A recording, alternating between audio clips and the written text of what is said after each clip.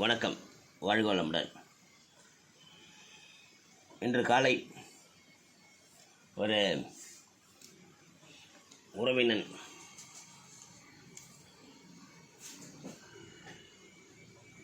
ஒரு 8th 9th படிக்கிறான்னு நினைக்கிறேன், சின்ன பையன்.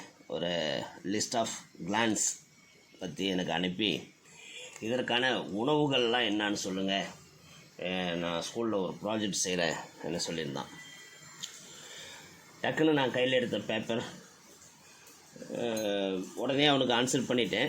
இப்போ கையில் எடுத்த பேப்பர் பார்த்தா அதில் உணவு பற்றி ஒரு குறிப்புகள் சொன்ன ஒரு பேப்பர் இருந்தது. அதை தான் உங்களுக்கு சொல்ல போகிறேன்.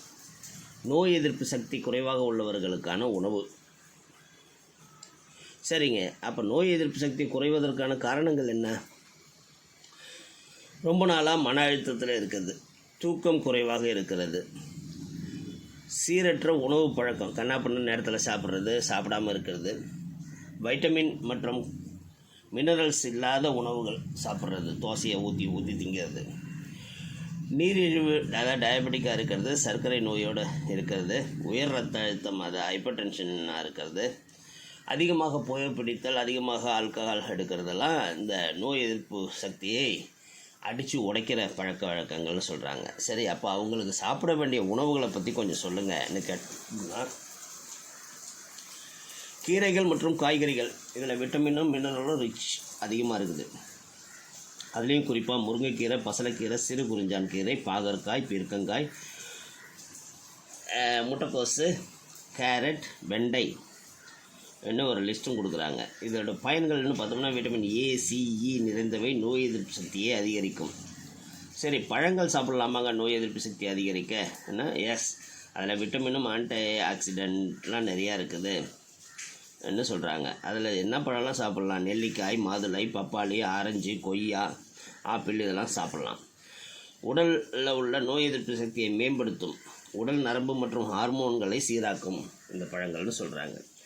புரதம், ஹார்மோன் இதெல்லாம் நிறைஞ்ச உணவுகளை பற்றி சொல்லுங்கன்னு கேட்டால், முட்டை, தயிர், பன்னீர், மீன், பாசிப்பயிறு, துவரம்பருப்பு, பாதாம், வால்நட், முந்திரி இதெல்லாம் புரோட்டீன் அதிகமாக இருக்கிறது. இன்னும் சொல்லப்போனால் சோயாபீன் அது சார்ந்த உணவுகள் இன்னும் கூட சொல்லலாம்.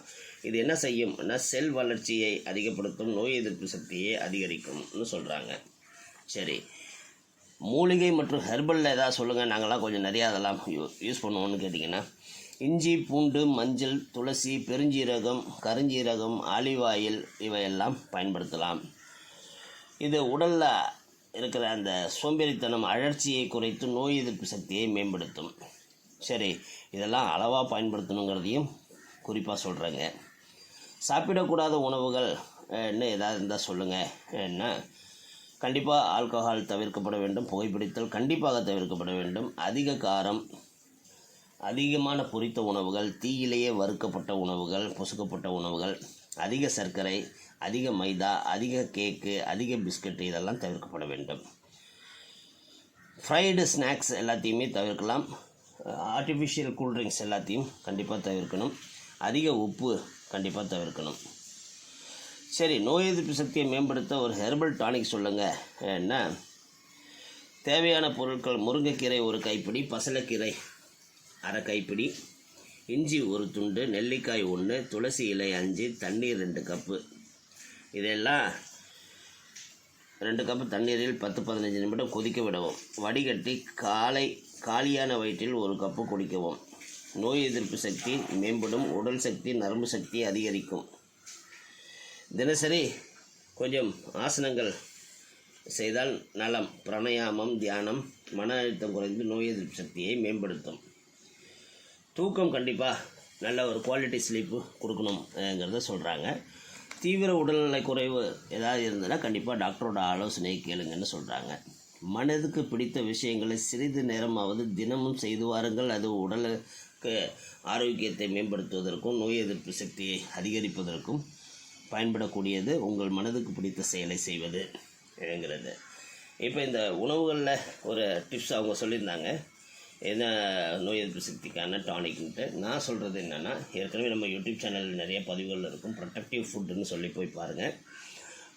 இதில் நான் சொல்கிறது வந்து முருங்கைக்கீரை 2 ஸ்ட்ரிங்ஸ்னால் முருங்கைக்கீரையை உருவறதுக்கு முன்னாடி 2 ஸ்ட்ரிங் இருக்குது பார்த்தீங்களா, அந்த ஸ்ட்ரிங்ஸை பொதுவாக கத்திரிக்கோளாலேயோ இல்லை கத்தியாலேயோ சாப்பிங் பண்ணுங்கள். சின்ன சின்னதாக அந்த கீரையை உருவாமல் அந்த காம்புகளோடையே சேர்த்து புதுசாக கட் பண்ணி ஒரு 200 ml தண்ணிக்குள்ளே போட்டு அதை கொதிக்க விடுங்க.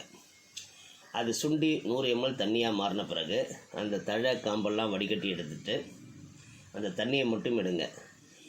ஒரு பிஞ்ச், அதாவது 3 விரலால் நீங்கள் எடுக்கக்கூடிய அளவுக்கு மிளகுத்தூள் எடுத்து அதில் கலந்துக்குங்க. 2 விரலால் எடுக்கக்கூடிய ஒரு பிஞ்ச் அளவு இந்து உப்பு அதில் கலந்துக்குங்க. இது ரெண்டையும் கலக்கி டெய்லி உங்களுக்கு கிடைக்கக்கூடிய நேரம் காலை மாலை இரவு எப்போ டைம் கிடைக்குதோ அப்போ குடித்து வாருங்கள். உங்கள் நோய் எதிர்ப்பு சக்தி மிக சிறப்பாக பலப்படும். இது நான் ப்ராக்டிக்கலாக கடந்த ஒரு 20-30 வருஷமாக எல்லாருக்கும் சொல்லி பயனடைந்தவர்கள் பலர். மூஞ்சே பொலிவு பெறும். உங்களோட செல்ஃபி எடுத்துக்கலாம். இதை குடிக்கிறதுக்கு ஆரம்பிக்கிறதுக்கு முன்னாடி ஒரு செல்ஃபி, 15 நாள் தொடர்ந்து இதை குடிச்சிட்டு ஒரு செல்ஃபி எடுத்து பார்த்தீங்கன்னா எந்த லேபுக்கும் போகாமல் உங்களோட ஆரோக்கிய மேம்பாடு உங்கள் முகத்தில் தெரியும். வாழ்க வளமுடன். நலமே சூழல்.